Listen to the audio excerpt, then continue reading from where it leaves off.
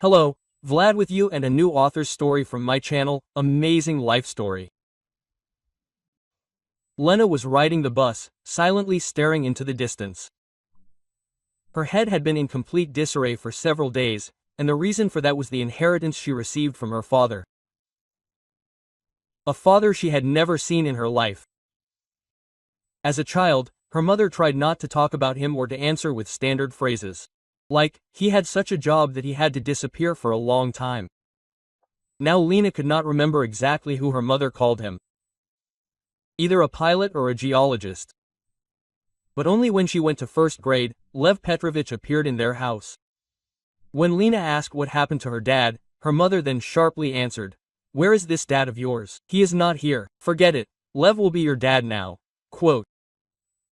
At first, due to her age, Lena tried to express her dissatisfaction with the waters of Sochim as best she could, but he turned out to be a good person and was able to really replace her father. There was only one problem. At school, her classmates constantly made fun of her. Kolya tried especially hard, the main ringleader of all the mischief in their class. As soon as she was called to the board, he would yell at the whole room. "Frolova, where did daddy pick you up, poor thing? Maraev's daddy's daughter must be Maraev, so you'll abandon her." The teachers tried to pull the upstart away every time, but he found a way to pick on Lena again and again. Returning home, she cried every time, and her father always reassured her, "Don't pay any attention to that boy. Does it matter what my or your last name is? The main thing is that the person is good." Lev Petrovich was very kind, but the older Lena became, the more she wanted to find her biological father. No matter how she tried to find out at least something about him from her mother, but she always avoided the conversation. When Lena was graduating, to another question about her father, her mother answered that he had died, but somewhere very far away, almost on the other side of the country. This made it clear that there was no point in looking for him or asking questions on this topic anymore. Lena did not know and had not seen this man, but that night she cried like a beluga. She was upset that she was never able to see him and did not find out what her dad was like. After her mother reported the alleged death of her father, Lena stopped looking for information about him. Graduation passed, she studied at the institute, where she met Igor. And now, when she was about to turn 30 in a year, she learned that her dad had been alive all these years. It was a real shock for her when one day a notary invited her. "A few days ago, your father died, having managed to make a will shortly before." At that moment, a lump came to Lena's throat. Her eyes filled with tears. "How did he die? And why didn't he find me? I thought he was long gone." "He tried, giving me a glass of water," the man said, "but then, having learned that your mother had remarried, he decided not to interfere in your life." After a second of silence, he added, "I knew your dad very well. He was a wonderful man." Lena, as if she were experiencing her father's death all over again, just as she had at the age of 17, again regretting that she had never been able to see him. When the notary said that she had been bequeathed an old sofa that stood in a rented apartment, she asked in surprise, "The sofa? What should I do with it? I don't even have anywhere to take it. My husband and I live in his house." The notary shrugged and said insistently, "You have to take it. My father asked him to make sure that you, his only daughter, received it." When she returned home and told her husband everything, he remarked with displeasure, "Well, your daddy is giving it to me." Not only did he abandon his daughter once, but instead of a normal inheritance he left some junk. "I hope you're not thinking of dragging this junk here?" Lena flushed at his words. "By the way, this is not junk, but the only thing left is a memory of my dad. And I'll decide for myself what to do with it." My husband chuckled and, sitting down in front of the TV, muttered, "Use it for firewood, and burn it in a fire or stove. It would probably make good shashlik." Lena didn't answer, but she herself was at a loss. Something really needed to be done about the sofa. She tried to talk to her mother, but when she found out about her father's will, she said roughly the same thing as Igor. Quote, "Oh, your daddy thought of something," she answered discontentedly into the phone when Lena called. "He gave it to you. You decide what to do with it, but it would be better to throw it in the trash and forget about it."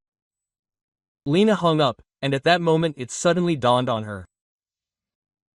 That left Vera Nikolaevna, her mother-in-law. When she and Igor got married, her mother gave them a house in the city where she lived. "You are young, you will be just fine here, it is spacious, and there is enough space for me alone at the dacha." After her husband's death, she really spent more time in a small house in the suburbs than in the house where she lived before. She and Igor helped to install all the amenities, install heating, and the dacha turned into a house quite suitable for round-the-clock living. Now, while riding on the bus, Lena remembered this dacha. She was almost sure that her mother-in-law would not refuse her and would allow her to bring her father's sofa there at least for a while. Before calling Vera Nikolaevna, she decided to see what kind of sofa it was and whether it was in such good condition as the notary had promised. Entering her father's completely empty room, where only the will stood, she immediately noticed that although the sofa looked modern, it had clearly been restored. This was evidenced by the badly scratched legs, which clearly did not match the new upholstery. Lena realized that she would definitely not let anyone throw it out. The question remained of how to transport it. As much as she did not want to after a recent conversation with her husband, she had to call Igor. He worked as a driver, delivering goods and parcels in a small gazelle. Lena decided to ask him to help, to transport the sofa to her mother-in-law, where he had already delivered something a couple of times in a company vehicle. When Igor heard why she had called, he was indignant. "Are you out of your mind? I have to drive some old thing 70 kilometers after work. You've completely lost your inheritance." Igor hung up, but their conversation did not end there. That evening, surprisingly, he returned earlier than usual. Lately, her husband had been complaining about the large amount of work and did not show up home before midnight. Lena even sometimes felt sorry for him, because he was trying his best to earn money for them. At the same time, he always reproached her. "I don't understand how you can work with these mindless creatures. It would be better if she went to work as a saleswoman in a store, there would be more sense." Igor did not like animals, so from the very beginning he condemned her work at the dog training center. No matter how she tried to explain that the same dogs are sometimes smarter than people, he only said one thing: "There is no use in your work. You're never home, you're messing around with other people's animals, and your earnings are mere pennies." Quote. When he returned, Igor was the first to start a conversation from the very threshold. "Len, have you completely lost your mind with this daddy's sofa? You see, I work myself to the bone. I come home barely alive, I don't even have the strength to eat. And you're suggesting that we drag ourselves to the dacha for some junk?" Quote.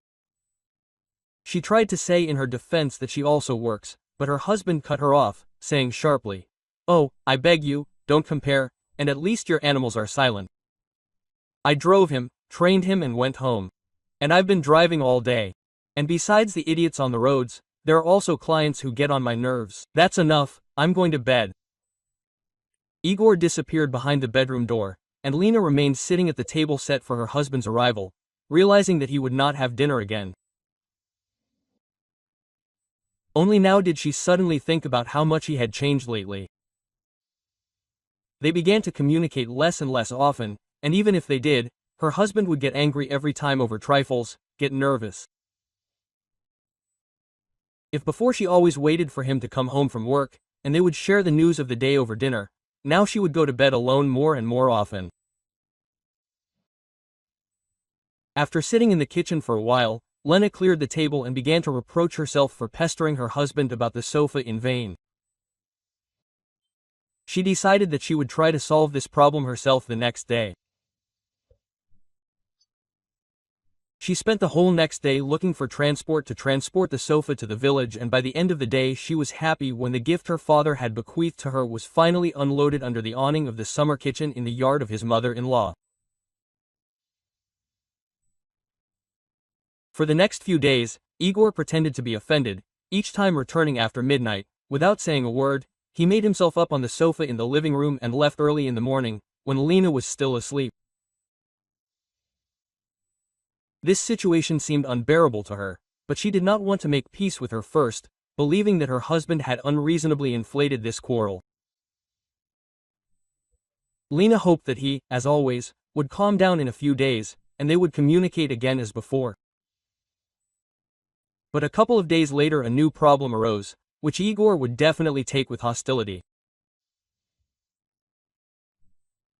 That morning, Lena, as always, came to work early, and a shaggy dog, limping on one paw, but happily wagging its tail, rushed right at her feet. She immediately recognized Jack, with whom she had worked several times. One eye and ear of the poor guy were bruised, and the other seemed to be filled tears at the sight of Lena. Quote, "Jack, my dear, what happened to you?" Lena asked fearfully, stroking the poor doctor's fur. Galina, a young girl who had recently worked at the center, who was on duty that day, picked up the dog in her arms and, starting to treat the wounds, said, "Yes, the owner is a bastard. Can you imagine, he came, threw Jack to me and said that he doesn't need a stupid dog, like, he doesn't follow commands, doesn't wear slippers, doesn't give his paw. I tried to explain that he was still little and you can't teach him everything in a month, but he didn't even want to hear anything." Lena, going up to the dog, stroked him and affectionately said, "Well, maybe you're for the best." Judging by the baby's condition, the owner didn't stand on ceremony. Apparently, he laid his hand on the poor thing. Quote, "Never mind, we'll find you a new friend." Having said this, Lena thought about it. She had dreamed of having her own dog for a long time, and this little one was rubbing against her so affectionately that Lena couldn't stand it and, taking Jack in her arms, said, "Maybe I'll be your new owner? But it looks like they won't let us in the house." At that moment, Anna remembered her mother-in-law again and immediately dialed her number. "Vernie Nikolaevna, here's the thing." Lena started the conversation timidly, but continued a little bolder. "They brought us such a good dog. I would like to take him, but you know how Igor feels about animals." After a second of silence, as if giving her mother-in-law time to come to her senses, she added, "Maybe you could take in a stray?" To her surprise, the woman immediately answered quite cheerfully, "Why not? My plot is large, and the fence is already 100 years old. Maybe he will be my guard. Bring him."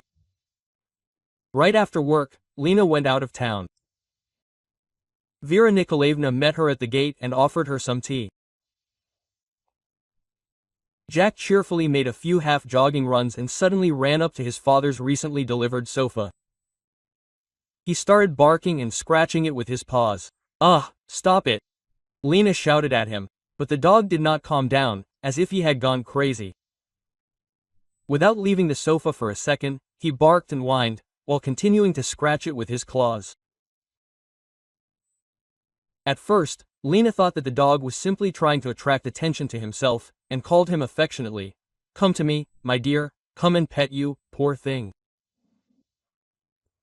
The puppy, who had been coming to her call all day long, did not react at that moment. At the same time, Lena noticed that he was scratching not just anywhere, but specifically one side of the sofa. While her mother-in-law was putting the kettle on somewhere in the house, Lena approached the dog and quietly knocked on the place he was still exploring. In response, a sound was heard, indicating that there was some kind of emptiness in the side. Carefully pulling the wooden crossbar of the armrest towards herself, Lena recoiled in surprise. Her first thought was that her father had probably hidden money in this place. When she looked inside, she saw an emptiness filled with some folders. Taking them out one by one, she began to examine their contents. The folders contained some photographs and reports, all done in the same format. After leafing through several pages, Lena decided that these documents had ended up in the sofa by accident and had been left to her father by the previous owners of the furniture. Jack, having apparently achieved what he wanted, calmly lay down in the corner, and Lena continued to sort through the documents. With each new page of this find, she suddenly began to understand that her dad was not such a simple person, and he collected all these documents himself. After some time, the woman almost no longer doubted that these papers had the most direct relation to him. Moreover, thanks to one of the documents, Lena realized that her dad worked undercover and was actually a police officer. While she was studying the documents, her mother-in-law appeared on the porch and, heading for the cage, shouted, "Lenachka, for God's sake, forgive me, I completely forgot. I'm giving my neighbor injections, Granny. Now I'll quickly run and come back, and you go into the house. The kettle has already boiled there." Quote. At that moment, Lena was glad that she was leaving, because she really wanted to figure out what kind of find this was in the sofa. And the more she studied the materials, the more her heart sank.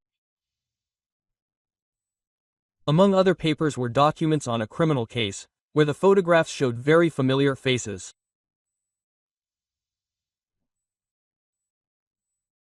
In a state of shock, she learned that many years ago, her father had tracked down a group of cunning swindlers, who, as it turned out, were her current mother-in-law and father-in-law. These two managed to gain the trust of lonely pensioners and appropriate their savings for themselves. Lena sat holding the documents in her hands, hardly believing what she had learned from them. Her father-in-law had been dead for more than 3 years, but in her memory he remained as a kind, sympathetic person, whom no one would ever have thought capable of such a thing, as, incidentally, did this same with her mother-in-law. But the most surprising thing was that the criminal case was opened specifically against her mother-in-law, and the others were listed as accomplices. Vera Nikolaevna, a woman as fragile as a porcelain figurine, turned out to be the main instigator of all the fraudulent schemes. "I'm back, and why are you still sitting there?" her mother-in-law shouted, and Lena quickly began to hide all the documents back in the hiding place. A few minutes later, Vera Nikolaevna came out from under her nose, on which were tea utensils and a beautiful painted teapot. "Lenachka, help me out," she shouted. "There are still some candies and a roll left. Bring everything to the gazebo. What a nice weather. Let's sit outside." Quote. Lena looked at her, as if trying to imagine her in the role of the organizer of the fraud, but the image of her mother-in-law did not resemble a criminal at all. When they sat down at the table, the guest collected her thoughts and decided to ask Vera Nikolaevna about this directly and without beating around the bush. Looking straight into her eyes, she quietly said, "Vera Nikolaevna, have you ever been prosecuted?" "Only honestly." Quote. And she noticed how her mother-in-law's face changed, but a second later, as if nothing had happened, she waved her hand and said, "What are you talking about? What nonsense! Why did you suddenly decide this?" Quote. Feeling that her husband's mother was not telling her everything, Lena stood up abruptly and headed for the sofa. Opening the hiding place, she took out the documents and, putting them on the table, said indignantly, "Then maybe you could explain what this is. It is written here in black and white that you are the main initiator of a whole chain of frauds. Or you could say, this is not your photo."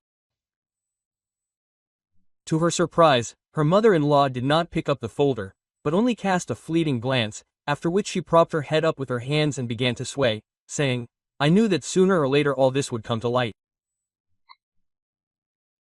I knew it."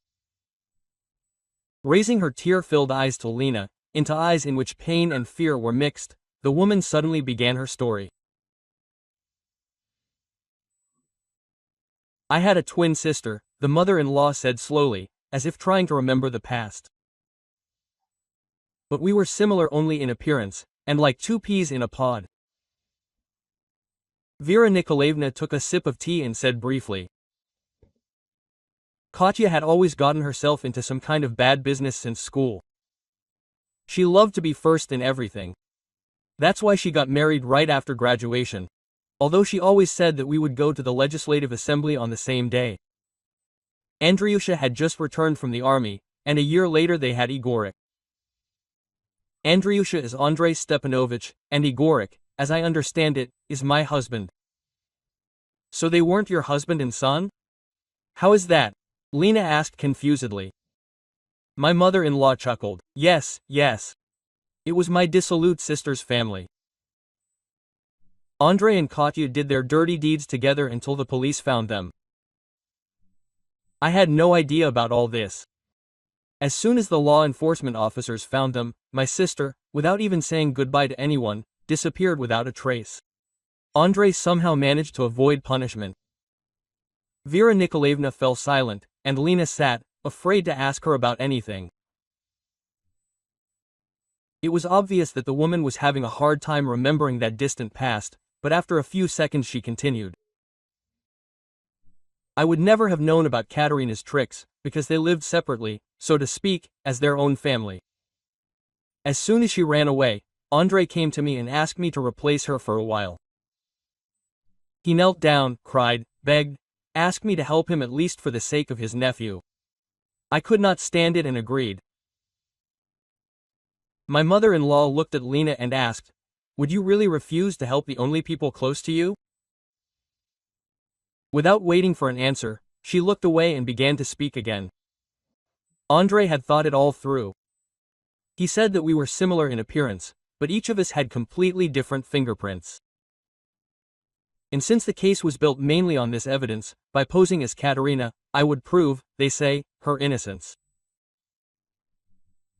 He was then sure that by posing as his wife, I would be able to help ruin the case in court. Vera Nikolaevna then told me that she had moved into her sister's apartment and began to live under her name for a while.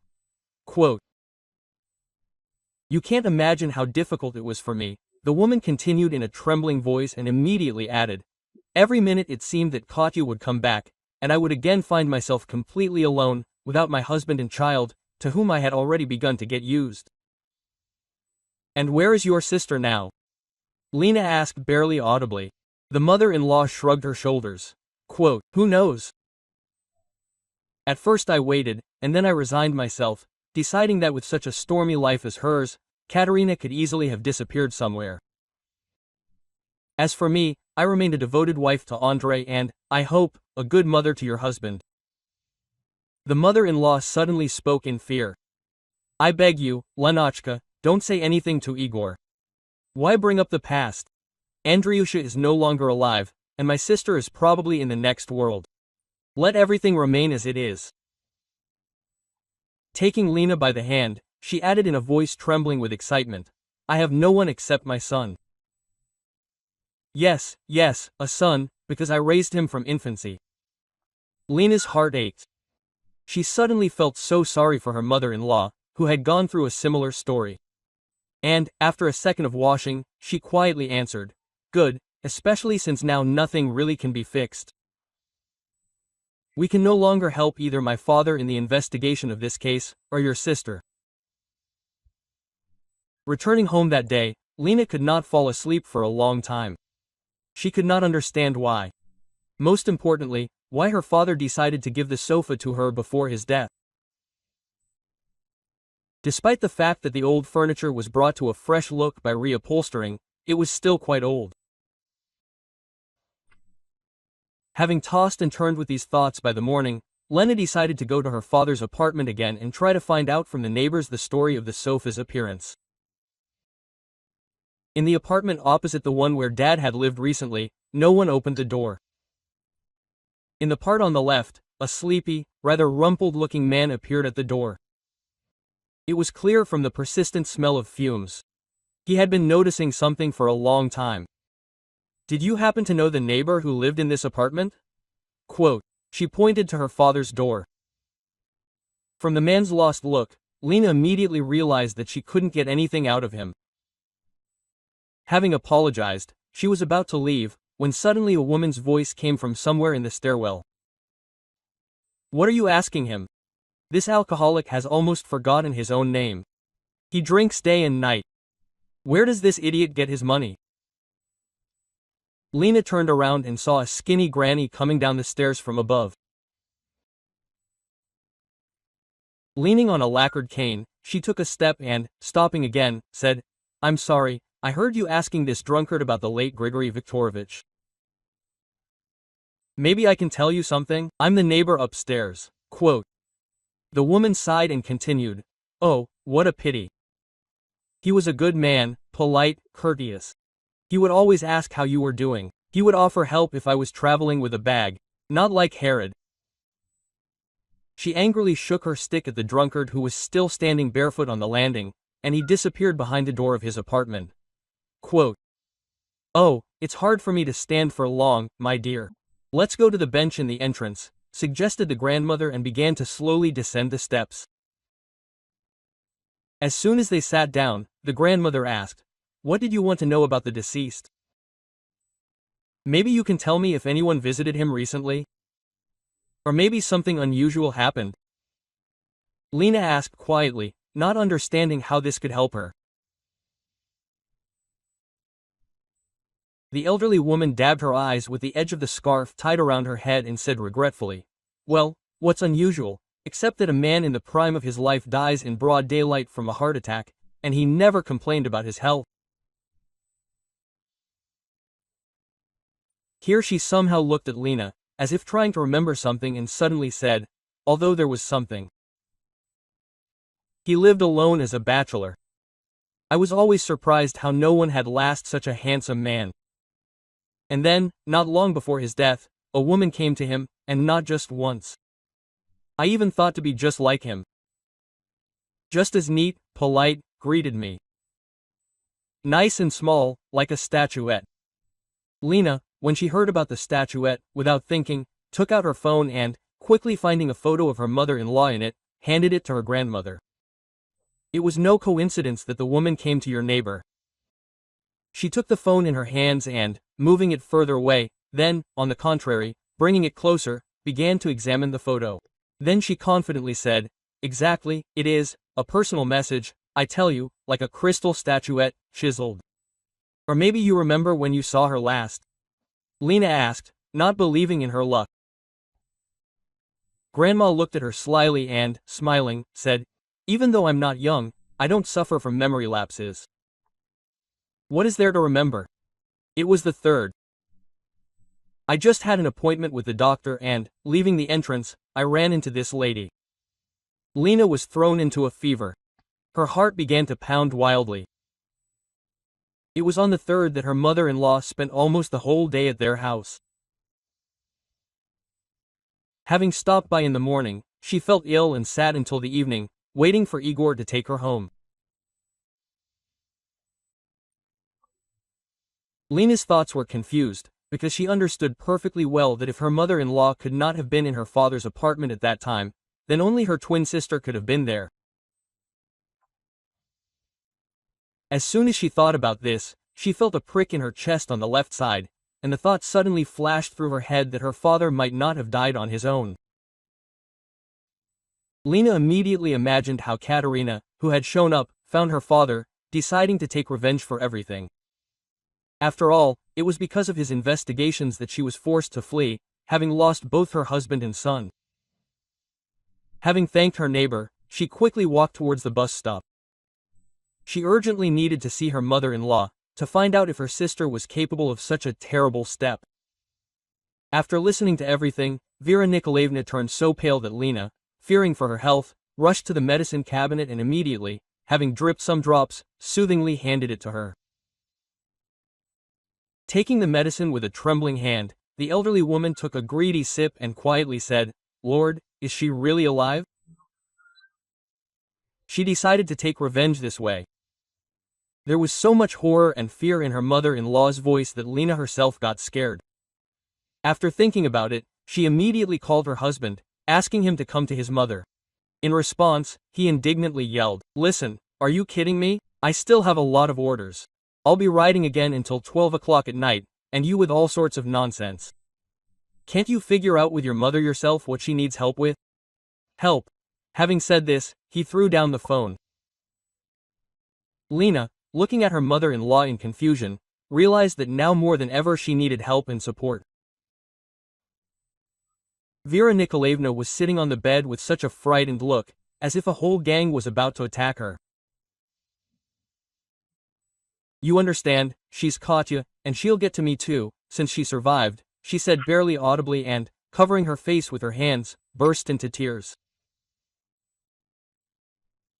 Lena sat down and said barely audibly and, covering her face with her hands, burst into tears.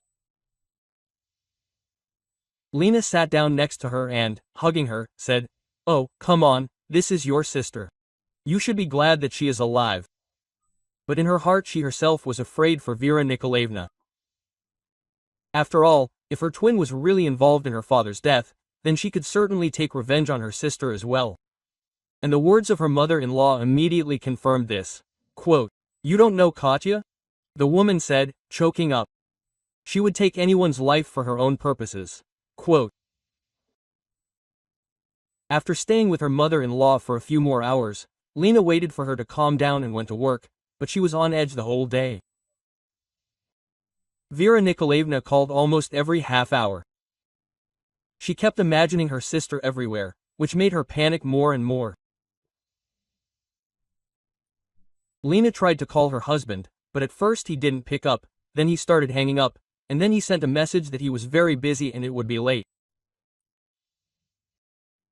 Having asked her boss for time off early, she decided to go to the office where Igor worked. She had been there once when her husband broke his leg, delivering some certificates. She wanted to meet with her husband's boss to express everything she thought about such irregular working hours. Having told the secretary that she wanted to see the manager on a personal matter, Lena managed, with difficulty, to get accepted. Right from the doorway, she began to indignantly say, "What do you have here, slavery or something? Why should people work until midnight without additional pay? Since when have couriers been delivering your parcels at night? My husband is almost never home. He can't even visit his sick mother. Excuse me, but who are you, exactly?" The gray-haired man sitting at the large office desk said discontentedly. And, having learned that Lena was the wife of one of his employees, he grinned and, squinting slyly, said, "You say that your Igor works at night, and without pay too." I must disappoint you, we don't have night shifts. And besides, drivers must submit reports on the work done during the day to the accounting department no later than 7 o'clock. As for your husband, lately he has even been asking for time off earlier, almost every other day. The boss rose from his chair and, going to the door, opened it wide for Lena. "Excuse me, I have a lot of work," he continued sharply. "I advise you to find out from your husband personally where he spends his nights." She was ready to sink into the ground from shame. Quietly apologizing, she left and, without saying goodbye to the secretary, walked to the door on cotton legs. It was scary to even think about where her husband could disappear to. Almost every evening until late at night, Igor, whom she seemed to know like herself, deceived her. And by all appearances, he had taken a mistress. Stopping for a second, Lena made an unexpected decision for herself. Remembering that her husband's boss said that all drivers bring documents to the accounting department every evening, she went outside and stood away from the office, so that she would not be noticed. She recognized her husband's car from afar, and as soon as he disappeared behind the office doors, she called a taxi. The car drove up almost immediately, and only after finding herself in the car, Lena plaintively asked, "Can you wait a little, and then, when that car drives by, follow it?" The young guy sitting behind the wheel, grinned, and immediately replied, "Any whim for your money. Do you think you're the only one watching your husband? There are half the city like you." Lena didn't like his tone, but she didn't answer, deciding not to mess with him. At that moment, the main thing was not to miss Igor. For the entire 10 minutes that she was sitting in the taxi, her mother-in-law kept calling. After another call, Lena couldn't stand it and, picking up the phone, whispered, "Vera Nikolaevna, if you have anything urgent, let's call a little later." "I'll call back," It's not convenient for me to talk now. The mother-in-law tried to say something, but then Igor came out of the office doors. Lena, hanging up the phone, commanded, "There, start the car." "Well, let's go." The guy chuckled with displeasure, but nevertheless the car immediately slowly moved off behind the gazelle. They had to keep a close eye on her because her husband's car was heading to the other end of town. Igor stopped at one of the 5-story buildings on the outskirts, honked, and a girl immediately looked out of a second-floor window. She waved to him, smiling happily. Her husband got out of the car with a huge bouquet of flowers. Lena had no doubt that the blonde in the window was his lover. With difficulty, holding back tears, she paid the taxi driver and went to the entrance where her husband had entered a couple of minutes earlier.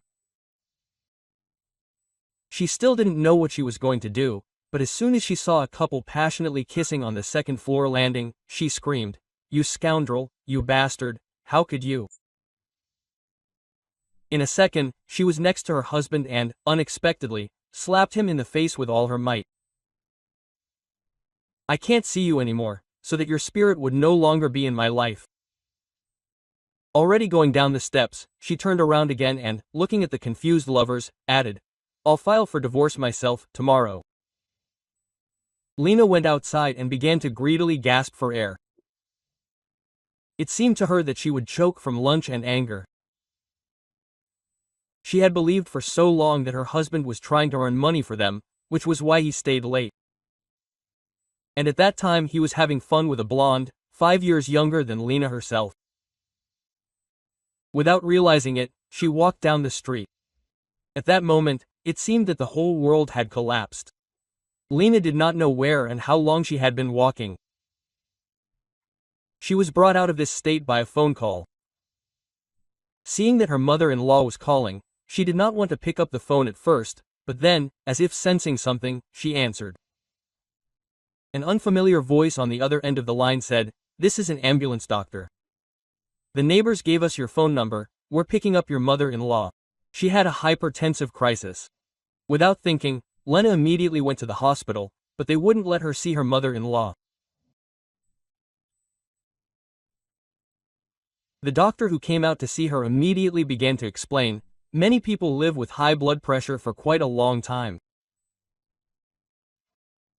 The main thing is to take your medications on time and avoid stress. Your mother-in-law, it seems, suffered some serious shock, which led to such consequences. Say thank you to the neighbor who saw her fall unconscious in the yard." She immediately called an ambulance. Another half hour, and who knows how it would have ended. Lena was almost certain that the exacerbation was caused by the appearance of her missing sister, but she couldn't tell anyone. For the next few days, she asked for time off from work and sat in her mother-in-law's ward, but she never regained consciousness. All these days Lena watched with interest as the young guy who worked as an orderly in the department carefully transferred the patients of the department to a wheelchair and took them to procedures. He looked after the patients so carefully, as if they were his closest relatives. Anton, that was the name of the orderly, fed the patients with a spoon, straightened the bed, gave them something to drink if necessary. In general, he did everything. Catching her glance one day, he smiled shyly, and a few minutes later came up and quietly said, "You sit here every day. Is this your mother?" Quote. Lena shook her head and said sadly, "No, mother-in-law. More precisely, soon-to-be ex-mother-in-law." Anton seemed to understand that she was uncomfortable with this topic and did not continue the conversation. He only added, "If you want, I can look after her while you are away." The next day, Lena, entering the ward, saw Anton and immediately noticed that he looked either scared or confused. "Something happened, you look like you're going crazy?" she asked immediately. The guy almost in a whisper suggested going outside, which also greatly surprised Lena. As soon as they were in the hospital yard, he began to speak quickly, as if afraid of not having time to speak. "I saw something here," he began worriedly and then continued. "Imagine, yesterday evening I go out into this very yard, and on that bench, under the oak, your mother-in-law is sitting. At the same time, exactly a minute ago she was lying unconscious in the ward. Lena immediately realized that Katerina had been in the hospital. But the guy, who did not know about the existence of the twin sister, said again, "I thought I had gone crazy. I'm going to the ward again. She is still lying there. This morning that lady appeared in the yard again, and I was just passing by and heard her. She told someone on the phone that she would wait here at 3, under that very oak. You can see her for yourself." Lena quickly and briefly told Anton the story about the replacement of the sisters and, looking at him, quietly added, "I think we need help, if you don't mind. We need to expose this Katerina." Quote. She immediately told him her plan, and Anton agreed without thinking. Lena thought that if she tried to eavesdrop on who Katerina would talk to and about what, it might catch the eye.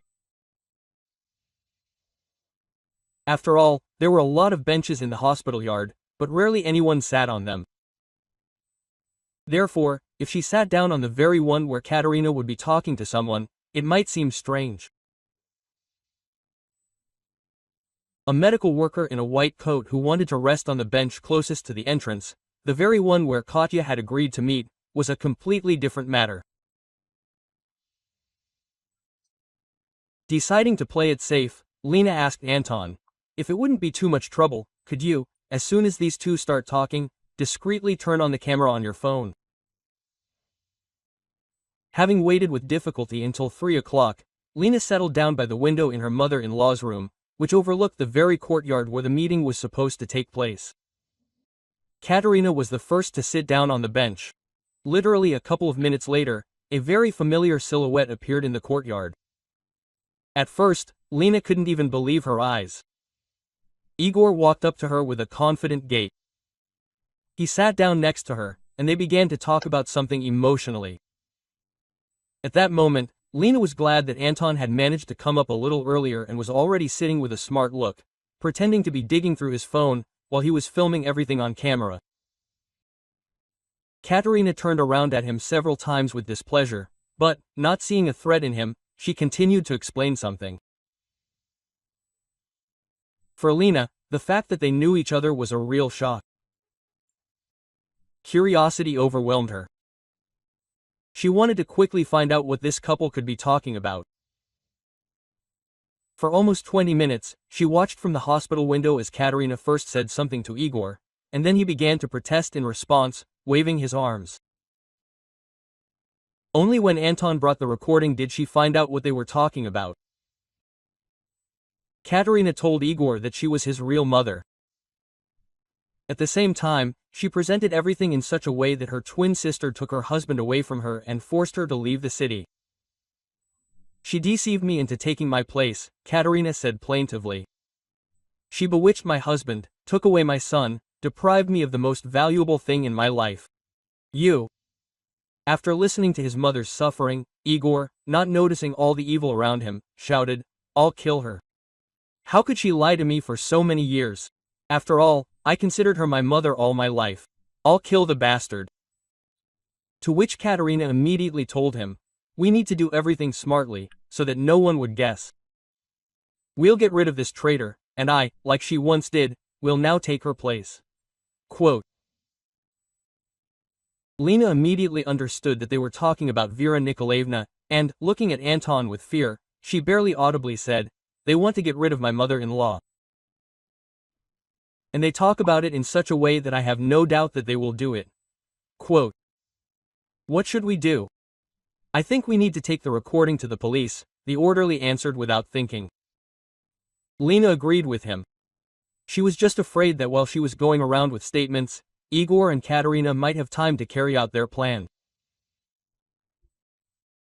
Looking at Anton, she said with a pleading voice, "You know, if one of those two suddenly shows up here, you could tell them that Vera Nikolaevna died, well, so to speak, did not survive the crisis. Then I will be calm that they will not touch her, because there will be no point in removing her." Quote. She was sure that Igor or even Katerina herself would come to the hospital in the very near future, but she did not expect it to happen so quickly. When Lena was about to leave, she quite accidentally noticed how Anton walked quickly into the hospital yard. He returned. "I beg you, come to meet me quickly." "He should not reach the ward," Lena almost shouted. The nurse went out into the corridor, and Lena began to listen to what was happening behind the door. Anton, having allegedly reported the death of the patient, expressed condolences to his son. He responded with complete calm. "Then it will be better this way." He said it as if it was not about the death of the person who raised him, but about something completely ordinary. When Igor left the hospital, Lena sneaked a peek out the window from behind the curtain and, to her horror, saw her husband walking happily smiling. After that, she had no doubt that the recording needed to be taken to the police as soon as possible. Having asked Anton to look after her mother-in-law, she decided to follow her husband first. And before going to the police, she wanted to see where Katerina was hiding. After all, most likely, it was to her that Igor went to tell the news of her sister's death. Lena was not mistaken. Only she did not expect that the impudent sister, without waiting for Vera Nikolaevna's death, would settle in her house. Having made sure that the couple was celebrating their victory, not expecting a catch, she immediately went to the police. At the department, they listened to her attentively, took the video and asked her to describe everything in detail. To confirm her words, Lena showed one of the documents that she found in the sofa. The investigator carefully studied everything and immediately, having thanked her, began to call somewhere. When Lena returned to the hospital, Anton happily said, "Can you imagine, the patient regained consciousness. But now she absolutely must not worry, so take care of her and do not tell her anything for now." Quote, "The first thing the mother-in-law asked when she saw her daughter-in-law was, 'Where is my sister? Did you find her?'" Quote. Lena, remembering Anton's saws, shook her head negatively and immediately changed the subject. Every day she continued to visit Vera Nikolaevna, buying her everything she needed. At the same time, she never saw Igor in the hospital. They had some kind of rush job there, maybe they sent him on a business trip somewhere. At the same time, she tried not to look Vera Nikolaevna in the eyes, so as not to give herself away. And she believed her. Every day when Lena was about to leave, Anton volunteered to see her off, and they walked a few stops, talking about everything under the sun. He turned out to be an interesting conversationalist, smart, well-read. And for some reason he went to be an orderly, she decided to ask one day. To which the man immediately replied, "You know, by my first education, of course, I am an engineer. Mom wanted me to get this profession, but I never worked in my specialty. When I was in my last year, she got very sick. I had to look after her." Quote, "Mom passed away last year, and I decided to go into medicine. To begin with, I wanted to be an orderly, and then next year I would try to do something more serious." Each time she liked Anton more and more. And he showed unambiguous signs of attention. Lena saw that he liked her, and that was nice. As soon as her mother-in-law started to recover, Lena filed for divorce and was impatiently waiting for it to happen. A week after she had visited the police, she was invited again. The same investigator, seeing her, said, "Thank you from the bottom of our hearts. You have helped us a lot. We opened the case against this Ekaterina, and everything immediately fell into place. Of course, many years have passed, but she will still have to answer." "They will definitely not release her?" Lena asked timidly, secretly worried about Vera Nikolaevna. The investigator smiled and said with confidence, "Don't be afraid, she will not be released anytime soon, so live in peace." "Katya, did you know that your husband had a mistress?" Lena nodded her head, and he added, "So Ekaterina arranged everything so that they would meet." In this way, she wanted to set your husband against you and your mother, so that it would be easier to lure him over to her side. Quote. Then the investigator said that now there was nothing to be afraid of, since Igor, having learned what his biological mother had been doing and why she had been on the run for so many years, had renounced her himself. Finally, when Lena was about to leave, the policeman said, "If you have anything else besides the document you brought, that would be great. It would make our job much easier." Quote. She promised to give her everything her father had left her, and a few days later she brought it to the folder.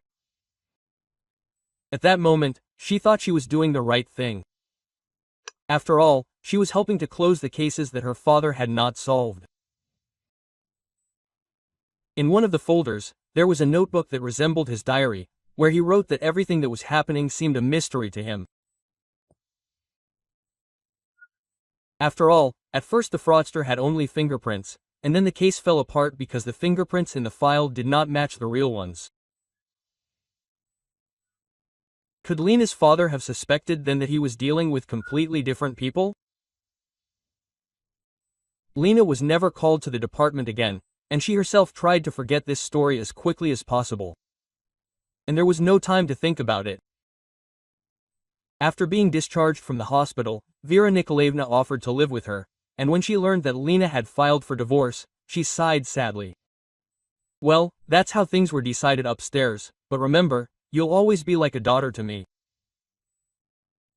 She really treated Lena very well, and Lena was grateful for that. Even when her mother-in-law found out that Anton was courting Lena, surprisingly she approved of the relationship. You're very good, you have the right to be happy. It's a pity, of course, that it's not with my son, but Anton is a wonderful, kind young man. All that's left is to be happy for you. Lena hadn't seen Igor even once during the entire time and was very surprised to meet him in court. He came to the divorce looking like a beaten dog. Thinner, with a dull look and bruises under his eyes, Igor began to say guiltily, "Forgive me, please, I'm such an idiot, I let my mother entice me, turn me against you." Grabbing her hand, he continued in a slightly quieter voice, pleading, "Please give me a chance. I'll fix everything, don't leave me." Quote. Lena carefully pulled her hand out of his and, trying not to look at him, replied, "It's too late, Igor. I've decided everything, so live somehow without me." Quote. The divorce happened quickly, and in just half an hour she was a completely free woman. To her surprise, Lena felt such a lightness, as if a weight had fallen off her shoulders. And when she went outside, she saw Anton smiling with a huge bouquet of roses and decided to forget about her past life once and for all. "I think I have the right to ask for your hand now, because you're not married anymore," the man said, smiling. Having handed her the flowers, he kissed her and asked in a somewhat frightened tone, "I realized a long time ago, a very long time ago, from the first time that I fell in love with you. You will become my wife." Lena saw that he was worried, like a boy. She wanted to cuddle, hug, calm him down. And at that moment she caught herself thinking that this was the kind of person she wanted to be with all her life. "Of course, I agree. Only I am not a rich bride, and I also have a burden. I have no housing, but I have a loyal friend, Jack."